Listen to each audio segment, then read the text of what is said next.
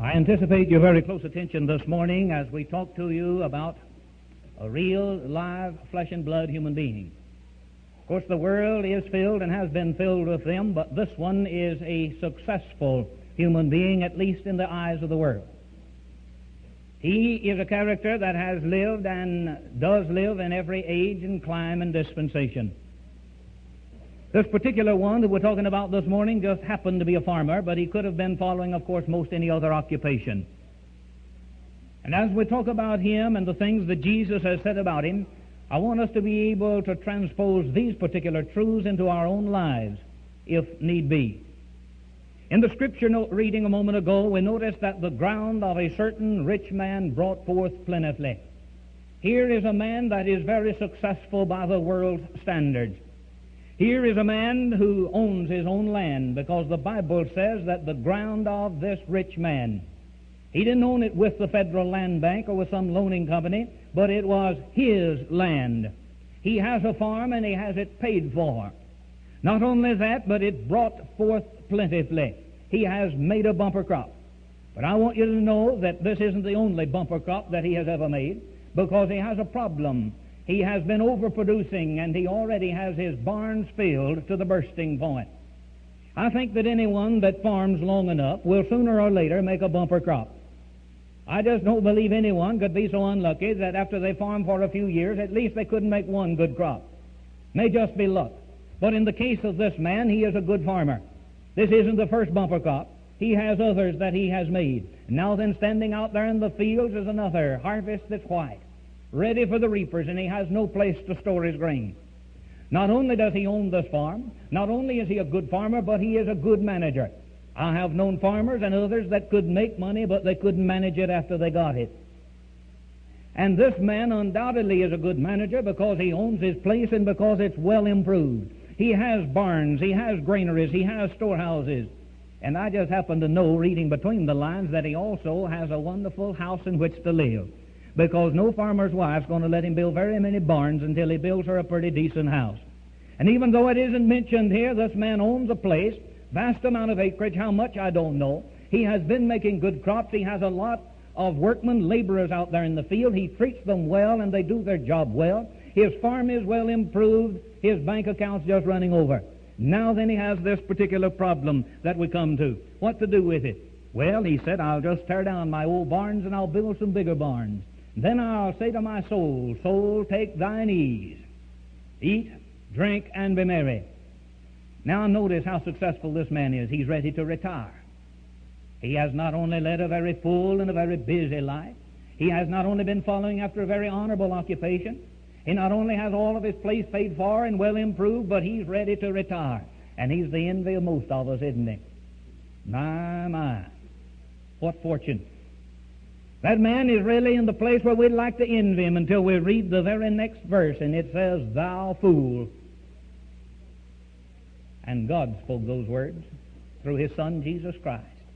Thou fool, this man, who is the idol of so many today that live and who have assembled here, and you call him a fool? And when God says, Thou fool, then my appraisal of him just withers away under that scathing denunciation. God has called him a fool, and yet he's the idol of so many materialistic-minded Americans and other peoples throughout the world. I wonder where God ever got the idea that this man was a fool, as if he'd have to get the idea somewhere. You know, he never got the idea from the man himself, because this man thought he was anything but a fool. I've known a lot of farmers in his positions, and none of them thought his position, and none of them thought they were foolish. He didn't get the idea that this man was a fool from himself, because the man thought he was wise and shrewd and cunning and a good manager. Well, I wonder if God got the idea he was a fool from his neighbors. I rather doubt that. Now, it's true his neighbors envied him perhaps a little, but nevertheless they had a deep admiration for him, and they kind of wished they were in his place, and so they didn't think he was a fool. They wished they had a house like that. They wished they had hired men like that. They wished they had crops like that, barns like that. They wish they had those things. So they don't think he's a fool either. Then where does the idea come from that he is a fool? Is this book biased against and prejudiced against rich people? This is one of the most sensible, one of the most reasonable books. It is the most reasonable book I've ever read. You know, it doesn't condemn a man for being rich any more than it commends a man for being poor. God knows that riches are inert matter, that they're not living things. He knows that possessions are just things, that they're neither moral nor immoral, good nor bad. Well, then where did he get the idea that he was a fool? You know, God said, thou fool, and he won't even permit me to use that term. He won't permit you. He won't let any unskillful hands unsheath the sword of the tongue and say, thou fool, and under punishment of hellfire if we do. But nevertheless, he's called the man a fool. You know, in studying about this fellow and reading about him, some of the things that we're going to find out, I realized that the word fool is about the only name that would adequately describe him. And I guess that's the reason God used it. But he hasn't done anything foolish yet, has he? If God didn't say he was a fool because he was wealthy, then why did he say he was a fool? You know, money is a peculiar thing. Our attitude toward it is a peculiar thing. Wealth is no sin at all. Might be. We might let our attitude toward it. When I was going to ACC, one of the songs on the hit parade for a while was, money is the root of all evil, but that's not true. The love of money is the root of all evil. I can't find anyone in this book being condemned because they were wealthy, any more than I can find anybody being commended because they were poor. You mean you think that the poor widow was commended because she was poor? No, that wasn't the reason she was commended. She was commended because she gave all that she had to the Lord. That's the reason. It's no sin to have money. It's no virtue to be poor. Our attitude determines everything. And that's what we want to talk about this morning a little bit. You know, this is pretty powerful stuff that I hold in my hand here. This is really condensed energy. That's what it amounts to. Chained lightning. You know, I go and give, we'll say, an hour of my life, and someone pays me $1 for that service. Then this represents 1 hour of my work and my service, my energy. And it's condensed, and I have it in my hand, and I can put it in my pocket. But I want you to know it's neither good nor bad within itself. It's neither moral nor immoral within itself. But it is powerful. Since it is condensed strength and energy, it's very powerful. But is it a power for good or a power for evil? Well, let's just notice. If I have enough of this genii, I can use it, if I want to, as a force for good. I can use it to preach the gospel around the world. I can use it to alleviate pain and suffering. I can use it in many instances to alleviate not only the pain and suffering, but to lift the scales of blindness from eyes that cannot see and unplug the ears that cannot hear. I can use it to build church buildings. I can use it in numerous different ways for good. But if I'm so disposed, I can take the same thing and I can use it for that which is selfish. And I can build for myself a mansion in the city, a bungalow by the seashore, a shack up in the mountains. I can go into all of the art treasures of the world and purchase any of them if I have enough of this. I can cover my floor with the choicest of carpets. And if I've got enough of this, I can have whole columns written about me in the society section of the paper, as long as I've got enough of this. And if I'm evil, I can even use it to pervert justice. And I can stain the very flag of the country under which I live if I have enough of this. I want you to know that it's powerful stuff. I wish we could realize it. That it can be a powerful force for that which is good, just as well as a powerful force for that which is evil. Someone has said, dug from the mountainside and washed in the glen, servant I am, or the master of men. But you see, it's just how we look at it, whether it's our servant or whether it's our master. He says, steal me, I curse you. Earn me, I bless you. Grip me and hold me, and a fiend shall possess you. You can lie for me, die for me. Covet me, take me. Angel or devil, I am what you make me. Money is an evil within itself. It's a force, a powerful force. And it's just according to your heart whether it's going to be used for selfish and evil things, or whether it's going to be used as a mighty force for the things which are good and right and just and holy. We need to look upon it that way. We need to evaluate it that particular way. Now, God wasn't prejudiced against the man because he was rich. And I want you to know he didn't say, thou fool, because he'd gotten his money dishonestly either. You know, there is a way that we can get this stuff in which the very eagle on it becomes a vulture and claws at our hearts. But there are a lot of honest ways to get it. And this man hadn't run a gambling hall. He hadn't been selling dope to high school and college students. He hadn't been selling beer and liquor, bootlegging. He hadn't been doing any of those kind of things to get it. He hadn't been dishonest. I went with a friend of mine into the grain exchange in Fort Worth a few years ago, and I watched the men in there buying and selling grain which they never planted, never cultivated, never irrigated, never harvested, and never saw. And I couldn't help but be impressed with this, since I was raising some of the grain they were handling, that's a mighty artificial way of making a living.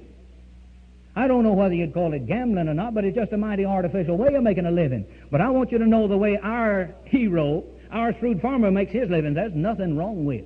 There's nothing questionable. He's been paying his hands good wages, I guess. He's getting a lot of work out of them. Now, James warns employers that don't pay their hands good wages, that they better scream and howl, because the wrath of God's going to come upon them. But nothing's said about this man cheating his help. I imagine that he pays them good, and they're loyal to him, and he has a lot of them, and they're doing a good job there. So it wasn't by dishonest toil that he got his dollar, rather by the honest toil and the sweat of his brow. One of the most honest ways of making a living that I know how. Not only that, but this man wasn't condemned because he saved what he had. Oh, now he could have been condemned, if he had been completely selfish, and maybe that's part of it we'll notice in a moment. But I want you to know the Bible doesn't place any premium on wastefulness. And I want you to know that it's a sin to waste anything that is worthwhile. When Jesus fed the multitudes, 5,000 of them, he had the apostles gather up the fragments, the leftovers, 12 baskets full. I want you to know that the prodigal son's sin was that he wasted his substance in riotous living. But this man hadn't been wasting his substance. No, sir. He hasn't been embezzling. He hasn't been gambling. He hasn't been engaged in any nefarious enterprise on the side. He hasn't wasted it. Well, then why did God call him a fool? Well, as I mentioned a while ago, I believe it's the only title that would fit him. Let's see why God would call this man a fool. We get a clue to it. And verily he thought within himself. Now we're going to get behind the scenes and see this fellow, not as society views him, but as God views him. He thought within himself. If we can just know the thoughts of an individual, we know the individual. We cannot know a person by how he looks or she looks. May look like a saint and act like a sinner, you see. We can't really know a person by what he says. He may be hypocritical in his speech. Now, if I know a person's speech all the time and they don't know I'm the preacher and I'm with them, I can tell you a lot about their heart. For out of the abundance of the heart the mouth speaketh. But just to hear the speech of people, they may be very hypocritical in their speech. They may say, oh, it's so wonderful to see you, and deep down inside they don't feel like it. So we can't know people by what they say. We can't know people by what they do necessarily. They may do their alms to be seen of men. We can't tell whether it's to be seen of men or whether it's to please God, whether it's because they love these people or what. But I tell you what, if we can get behind the scenes and see their thoughts, then we'll know them. And this man has a terrific problem. What shall I do? My barns are already filled, and I have a great crop out there. I know what I will do. I will tear down my barns, and I will build newer and larger barns, and there will I bestow all my fruits and my goods. Now I'm beginning to catch on just a little bit. This man's an atheist. Oh, yes, he is. Oh, I have little doubt but what he goes to the synagogue every Sabbath. Don't misunderstand me. And if I walked up and called him an atheist, he'd probably be highly offended. Oh, he believes in a supreme being. But did you notice how he left God out of his thinking? For all practical purposes, this man is an atheist. We have over 60 million of them in our country today. Oh, they believe in some kind of a supreme being, some force greater than human force. But practically speaking, they are atheists. They live, they plan, they talk, they act like God didn't exist. And this man has just left God completely out of his thinking, completely out of his planning. And anyone who will reckon without God is a fool. Anyone who will reckon without God is a fool. This man not only reckoned without God, but he had no sense of divine ownership. He thought these things were his. The only pronouns he knew was I and mine, mine. And he talked about them and boasted about them. These are mine. And he'd made them honestly and legitimately. Don't misunderstand me.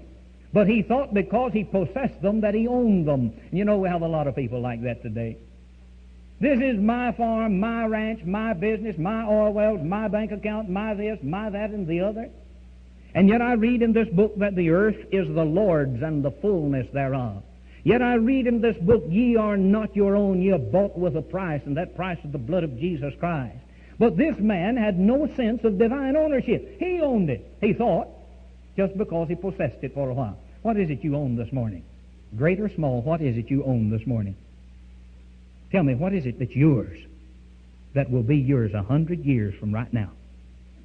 Name it.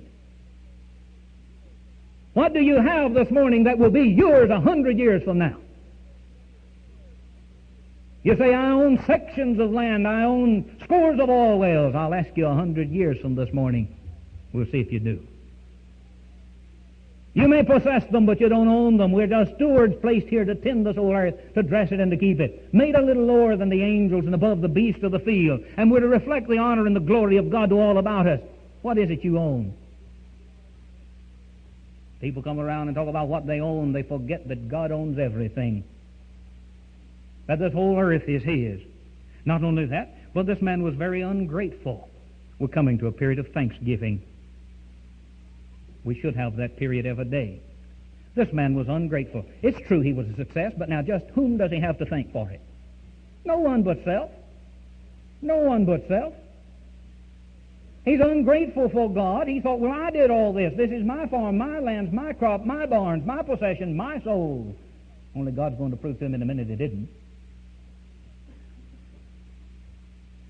But he thought that it was, and so he had no one to thank for all of his successes except himself. I went to talk to a man one time about his soul. He's a member of the church. I reminded him of how God had blessed him richly. As a matter of fact, this description of this farmer would fit him quite well. He said, yes, but I want you to know I was there. I was the one doing the work. I was the one that got up at 2 o'clock in the morning to go out and change the water. I was the one that plowed from daylight to dark. I was the one that did these things. So you see, he had no one to thank but himself for all of his successes. Of course, what he didn't know was God could take it away from him just like that. I remember another man up in Hale County. He owned 2 sections of irrigated land, and I'll tell you, that's a lot of money. 2 sections. He reasoned without God. He had his place paid for and well improved. Good, fertile farm, irrigated, money in the bank. God took it away from him and didn't take him long to do it. One of his little children, stricken with an incurable disease. The physicians told him there was no chance, no hope, but he went everywhere all over the country and over the world that he could, trying to find a doctor to cure. Finally, he wrote home and told his brothers to sell 1 section of his land. He had to have the money. Then when that was exhausted, he wrote home and said, sell half a section of that which is left. And the little girl died. And today, if the father's true to purposes I talked to you, he's drunk this morning. A hopeless alcoholic. My farm, my ranch, my bank account, my this, my that, and the other. We are but clay in the master's hands. We need to realize that anything that we have or are, we owe to him. Without him, we can be nothing. And everything, every good and perfect gift comes from the master's hand. Anything that's worthwhile. But it feeds our ego a little bit, doesn't it? To think that we are making it. This past week I visited a member of this church who's been very slothful in his attendance, been neglecting the assemblies of the church. He's been very busy in business, he told me. And as I started to leave, he said, you know, I'm nearly making $100 a day right now. And then very tersely he added, that's more than any preacher's making.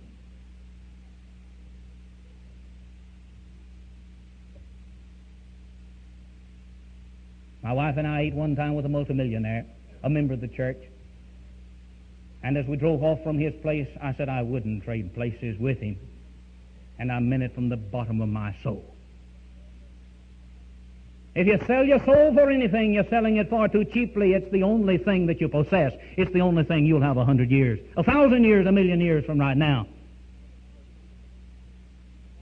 Well, this man is foolish because he tries to feed his soul like he feeds his sheep and his goats. He could put up the feed out here to feed the oxen and the cattle and the sheep and the goats, and he said, I'm going to fill my barn full of hay and full of straw and full of grain. And then I'm going to say to my soul, soul, take thine ease. He thought he could treat his soul like he could treat sheep and goats and oxen and cattle. You can tell by the very language. I'm going to say that his life hadn't been too happy. Oh, he may have been going to church every Sabbath day, under the law of Moses. May have been going down to the synagogue and may have been reading the Scriptures, but he hadn't found any true happiness here. Now then, he thinks, I'll be able to find it. I know some men that have thought that, and so they retired. They worked hard, long, hard hours. They saved diligently, and then they retired, and they found out they were more miserable than they were before. And I know some of them that have come out of retirement and gone back to work because they couldn't stand it. This man is miserable because of his attitude that he has, and he was a fool because he felt no obligation to anybody. As he was toying with this problem, what shall I do? He didn't realize that perhaps less than a mile away there was some widow asking, where can I find bread for my children today? But after all, there was no problem of his. After all, he didn't widow them. After all, they weren't his to look after. He felt no obligation toward anyone. And yet I read in this book about someone who did, and he said, I am debtor to all men, Jew and Greek, bond and free. I am debtor to all. Owe no man anything save this unfailing debt of love, which will always owe. But this man didn't realize that there was something good that he could do, perhaps, with others. You know, he received the things that he got without gratitude, and he held them without any feeling of obligation whatsoever. Unto whom much is given, much shall be required. Unto whom little is given, little shall be required. But it makes no difference whether it's great, small, little, or much. We're going to give an account unto God for it and the way that we handled it, our attitude toward it. We start talking about attitude toward riches, and somebody says, oh, but I'm not rich. That's for the rich people. Warn those that would be rich.